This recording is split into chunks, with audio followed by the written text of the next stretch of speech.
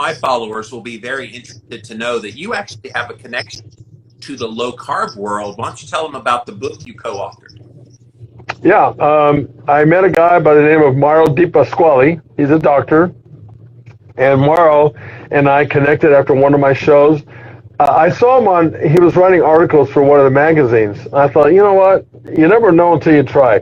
I reached out to his website or what he had, email or whatever he had. Lo and behold, he got back to me. And the next thing I know, Mauro was known for the ketogenic diet, and we collaborated. And this was Go ahead. This was way before the modern keto movement. This was like right. Yes, and this was around the days of Atkins. In those days, we wrote a manual called Anabolic Diet, which was we just targeted the bodybuilder and said, look, this is a way for you to eat that's very counterintuitive. It went against the grain, and people had some knowledge with Atkins, but there was so much misinformation and misconception about how that diet really worked. And Mauro and I, like I said, I was the test dummy in a way. I did whatever he said, and I'll tell you what, it was. I ended up staying on that diet the whole time when I was competing. It got that good of results for me. And it's amazing because in the bodybuilding industry, it seems like definitely when you started in the 80s and became really big in it, the carb focus was there. And it wasn't just even in bodybuilding, even in like athletic endurance running, it was also very prominent. I know Professor Tim Noakes talks about, he wrote The Lore of Running, and so became this huge bestseller. And now he rips out the chapter on nutrition because he's like, oops, I messed up. Everything else cool. Yeah. And so the bodybuilding industry caught on to keto and low carb as a means for muscle development and all the things a lot sooner than the culture did. Why? What did they see that the culture didn't? I think it's always about understanding, when you're a student of the game, a lot of bodybuilders are students of the game. Now, a lot of them aren't. They're just being told what to do by a trainer who doesn't really understand what they're doing to the nth degree, what I call it. But a lot of your bodybuilders are students of the game. They understand the why of how it's working. Like, for example, you have two different metabolisms in your body. You have a free fatty acid metabolism, which is the metabolism that Atkins diet access, the keto diet. They're all the same in terms of which metabolism that it's accessing. And then you have glucose metabolism, and that's in the free fatty acid, your body is using fat as its main energy source, just to be clear. When you're doing the carbohydrate or the glucose metabolism, it is utilizing carbohydrates as its main energy source, right? And there was some misconception. I mean, way back when, Vince Gironda also had a lot of his athletes on the zero carbohydrate diet. So Vince was actually ahead of Atkins. He was like he was way out there. Vince was a genius. And this in some ways starts because of him in the bodybuilding industry. He introduced that to some of the athletes back then. But because they really didn't understand it, they had the mindset of a product of what you eat. Like they thought that fat was the devil or the evil macro. Right. And of course it's not. When you understand that fat is used as energy and the way, and they thought, because of Vince, they thought, well, I don't want to eat no carbohydrates because my body needs carbohydrates. That's also a misconception.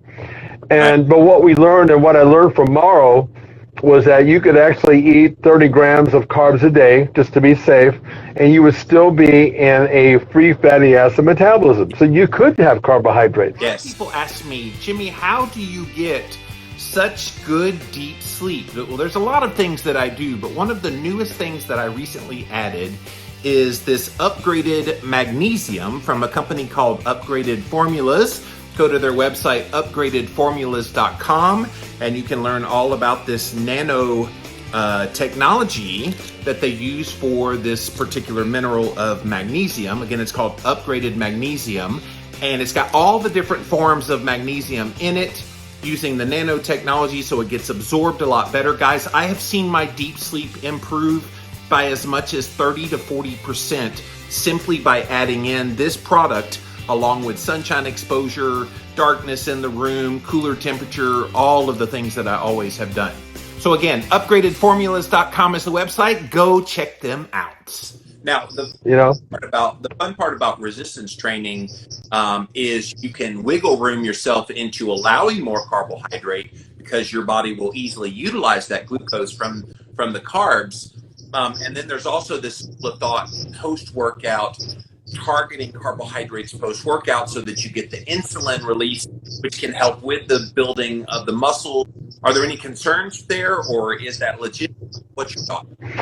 Well, how we got around that, and this is like sort of a nuance of what most people don't understand, even to this day, from my own experience talking to people about this type of diet, is the way that we started letting the body access more carbohydrates is you have to understand that it takes 3 days for your body to switch metabolism. So if you're on a glucose metabolism, and this applies if you're on a high-fat or free fatty acid metabolism, that you have to, if I'm going on a high-fat diet, if I reduce my carbohydrates down to 30 grams for 3 consecutive days, on the 3rd day, my body converts over from the carbohydrates to free fat, or fat now being this main energy source. It's kind of like having ports of entry in your body. And those ports are not open simultaneously. So the way you shut one down, in this case, going from glucose to free fatty acid, is you cut your carbohydrates to 30 grams for 3 days. On the 4th day, by the 4th day, your body is now utilizing the free fatty acid metabolism. So, getting to the point of how you utilize carbohydrates, and I learned this from Morrow, what you can do is 2 days consecutively, you can have the carbohydrates that you want. Now, people say, well, aren't you switching back over to the glucose metabolism? No, because it takes 3 complete days before that happens. So what that means is you're getting all these carbs that you're probably craving, and then your body is wanting to fill you back up. But the good news is you're still on the fat metabolism. So you can have actually the best of both worlds, but you got to know how to do that. You can do them 2 days in a row, then you come back off that, and then you're cycling back to the free fatty acid. We did what's called a 52 diet. Monday through Friday, the fat metabolism, and then Saturday and Sunday. And the 2 days can be any combination of the 2 days. Yeah, there was a book that came out about 15 years ago, right when I was first starting out, called Carb Backloading, and it was kind of John Kiefer and some of his concepts about that, and then carb cycling in, with doing exactly what you just said, Monday through Friday, eating pretty ketogenic, and then over the weekend, loading up on carbs. And they didn't really care about food quality either. They were just like, nope, have whatever carbs your body wants, and then get right back on it on Monday. I thought that was the craziest thing in the world, but look, I get it now. I understand the mechanism of the body desiring those, and there's benefit when it comes to building muscle, which is what you've been about for 4 decades. If you do that, are you a proponent of that today? Absolutely. And, there's a lot of ways to skin a cat, and that's the beauty of understanding macros to the nth degree. 10 years ago, I had 3 strokes in 3 weeks that paralyzed me. So what I did with that is, because I had like 35 overall, the funny thing is when I had my strokes, obviously I had to go to the doctor to get all these MRIs and stuff like that. And the thing is, the doctor said, I got a hernia, Jim, from rehabbing myself. I did my own rehab. I didn't go to a physical therapist. I just thought I could do it better. I'm a bodybuilder. I don't know if that was made good sense, but look, I recovered 100%.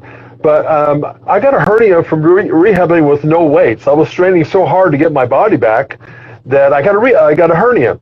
When I got that, I had to go to the doctor. He said, you got to get fixed, but you got to get yourself tested again to make sure that there's no holes in your heart. When you go under anesthesia, you're exposing yourself to another potential stroke, right? So I did that, and then the doctor said, overall you're 35% blocked. And I thought, that's horrifying. And he said, no, in our world, we don't start stenting or doing medication until somebody is 70% blocked, if you can believe that. Whoa. Yeah, that's what I said.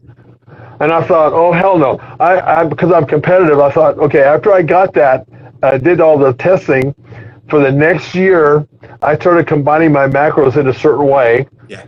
And I'm going to make a point here eventually, but after a year, I went back to the doctor, and they said, amazingly, I did the very same test again, and he said, you reversed your heart disease by 15%. How did you do that? They're asking me. Yeah. How did you do that? That's just a testament to how there's a lot of ways to skin the cat if you understand how to utilize your macros. So I interviewed Dean Ornish. I know you know who that is because you've been in the game for a little while. The low fat vegan guy that's been out there forever. And I had him on my podcast. This has been many moons ago. And he's like, Jimmy, my low fat diet is the only way to regress heart disease and regress the atherosclerotic plaque in your arteries. And I'm like, no, it's not. But okay. Yeah, it's really interesting. But yeah, and you know, from my experiences, especially after Mara, and we did that book, he just opened up my whole universe as far as having options with people. Because you know what, Jim, the truth is, not one diet is going to work for 100% of the people. As a personal trainer, you have to understand that concept and not shove stuff down people's throats, no pun intended, when, you know, for whatever reason, it doesn't work for them. Because it doesn't work for 100% of people, just like eating carbohydrates don't do that either. Nothing does. Right. So as a trainer and as somebody my body has always been my lab, you have to understand that. And then at some point you have to go, okay, I have to make these modifications to make that all work. And that's the reason why I'm saying there's a lot of ways to skin that cat. But when I was working with people, and because of Morrow, he said, if you want to drop somebody's cholesterol down immediately, go on a high-fat diet. And he was right. Yeah. It would drop at least 50 points. Well, and especially the relevant markers, the triglyceride, the HDL ratio, much more so. Yes. Because there are hyper responders with LDL cholesterol, which then shows up in your total cholesterol. So does the higher HDL shows up in your total. So if you're still looking at total and LDL, guys, that is archaic. The 19 called and they want their cholesterol device back. Because here in 2022, we know triglyceride to HDL ratio, we know inflammation markers, we know insulin levels. All of these cardiometabolic markers are far more interesting than the things they tell you to worry about. Exactly. And again, you know, you just don't know that. And it's hard to look, change is difficult for everyone. You know, it's as a bodybuilder, changing a routine was like pulling teeth out. But you have to be willing to give it a try, and this is what people don't do. You know, the average person will not actually say, okay, let me give this a try. And I'm telling them, look, try it for 3 weeks. I'm not asking you to try it forever. Right. And you might be surprised that it might work for you. And in most cases, people are. But it's about education, and it's about working with somebody who knows their stuff to the nth degree. That's what I believe. So, Leo, help us understand how bodybuilders can balance that need for performance for a show, because I've heard from a lot of people that go into bodybuilding and they go into the competitions and they're in that competition mode, and it's hard on the body when you're going through that. Be able to cut down, lean down, get all the everything popping that needs to pop, and then like you got to recover and you want to do it healthfully. I've heard many people fall apart because that competition damage their body so much that then their body, when they go out of the competition mode, doesn't kind of respond. How do you miss? Well, first of all, I disagree with that. Okay. Because I think your body is, unless you've completely wiped it out. I mean, listen, I think in part of the reason why I had the strokes that I did, because when I was in the hospital, Jim, after I had these strokes, the doctor said, there's nothing wrong with you based on the test that we just took. And that was almost worse information. So unless you've just totally wiped out your body is so resilient. It just needs you to go about fixing it the right way to get back. And I'll tell you, as a bodybuilder, I said before that if it wasn't for bodybuilding, bodybuilding saved my life when I had my strokes. Because if it wasn't for bodybuilding, and yet because of its own nature being extreme behavior on every level, I potentially exposed myself to what happened to me. Because in the off season, I'd get up, you know, around 280, 300 pounds. Well, that's a liability on an athlete, especially as they've gotten older. But here's the thing. Sometimes when we get in our own way, of being able to do something.